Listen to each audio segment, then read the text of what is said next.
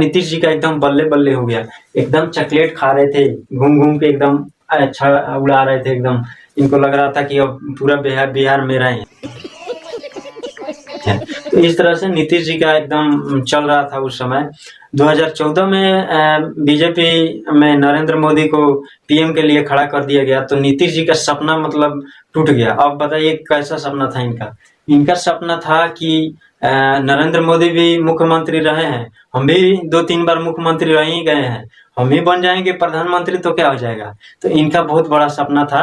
ये एकदम नरेंद्र मोदी से मतलब अपने आप को कंपैरिजन कर रहे थे कि मैं नरेंद्र मोदी के जैसा हूँ। तो इनको अच्छा नहीं लगा, और 2014 में जब नरेंद्र मोदी बीजेपी की तरफ से पीएम के लिए खड़ा हो गए, तो उस समय ये अब इनका दल बदल शुरू हो गया एकदम। अब नीतीश जी का सपना प्रधानमंत्री बनने का टूटने लगा, एकदम टूट गया। तब नीतीश जी दौड़े दौड़े जाते हैं और लालू यादव जी से जाकर के मिल जाते हैं और बोलते हैं कि मुझे अपने पार्टी में फिर से रख लीजिए, मैं आप ही का हूँ, मैं आप ही में रहूंगा, मैं कभी भी मैं मर जाऊंगा लेकिन बीजेपी में नहीं जाऊंगा। इस बात को भी आप सुन सकते हैं। जीवन भर हम किसी भी तरह से उन लोगों के साथ फिर नहीं जाएंगे। हम लोग साथ जो पुराने समाजवादी हैं एक साथ रहेंगे और बिहार का तो तरक्की करेंगे ही, देश के उत्थान के लिए भी हम लोग मिल करके काम करेंगे।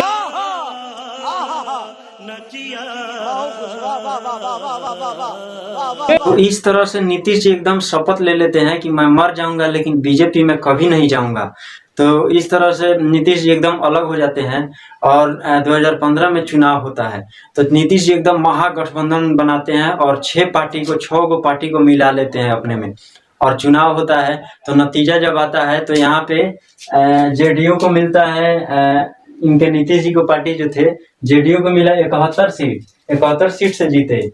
यहाँ पे इनको मिला, आरजेडी को मिला 80 सीट, और बीजेपी को मिला 53 सीट। तो इसमें से सबसे ज्यादा सीट मिला था लालू यादव जी की पार्टी को, जेडीयू को, आरजेडी को। तो इस तरह से इनका लालू यादव जी का एकदम पक्ष तगड़ा था, इनका सीट ज्यादा सीटों पे जीत हुआ था। तो लालू यादव जी बोल रहे थे कि मेरे बचवा को मुख्यमंत्री बना दीजिए।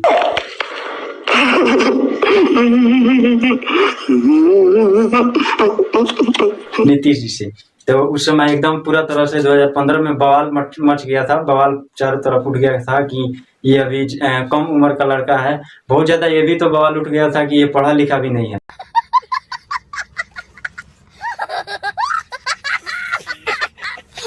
तो इस तरह से फिर से नीतीश जी को मुख्यमंत्री बना दिया गया और तेजस्वी यादव को उस समय उप मुख्यमंत्री बनाया गया, डिप्टी सीएम।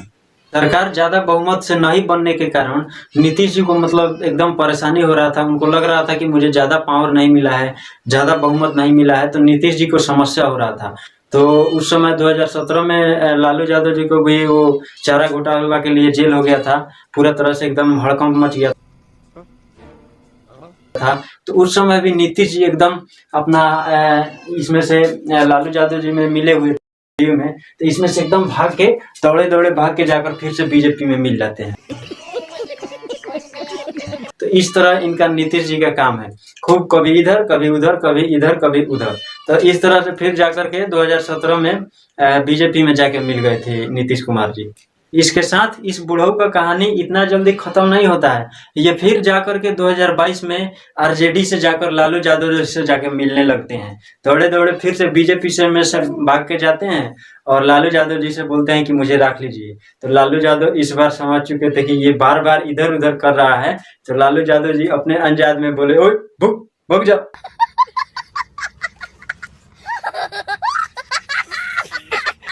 तो इस तरह से बोले तो ये नीतीश कुमार जी बोले कि ना इस बार रख लीजिए, इसके बाद मैं बीजेपी में कभी नहीं जाऊंगा। फिर से मैं कसम खाता हूँ।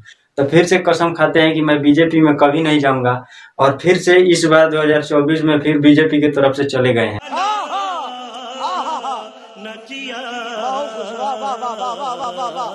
तो खैर इन नेताओं का कोई गारंटी नहीं है, कोई इधर जाता है, कोई इधर जाता है, कोई कहीं चला जाएगा।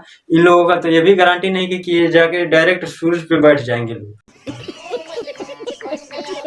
तो इन लोगों का कोई गारंटी नहीं है। तो इस चीजों को मतलब हम लोगों को ये सोचना चाहिए कि बड़े बड़े नेता मैदान में जाते हैं, फील्ड में जहाँ पे इन लोगों का भाषण होता है वहां पे जाते हैं, और वहां पे कभी कभी ऐसे ऐसे बात बोल देते हैं कि अलग अलग तरह के जाति के लोगों में एकदम अंदर मतभेद हो जाता है, लड़ाई हो जाता है, मन में एकदम एक दूसरे के प्रति घृणा हो जाता है। तो ये चीज नहीं होना चाहिए लोगों के बीच में, क्योंकि ये सब एक ही है। देख रहे हैं कि सिर्फ अपने सत्ता के लिए, अपने कुर्सी के लिए कितना बार कभी इधर कभी उधर, कभी इधर कभी उधर हो रहे हैं।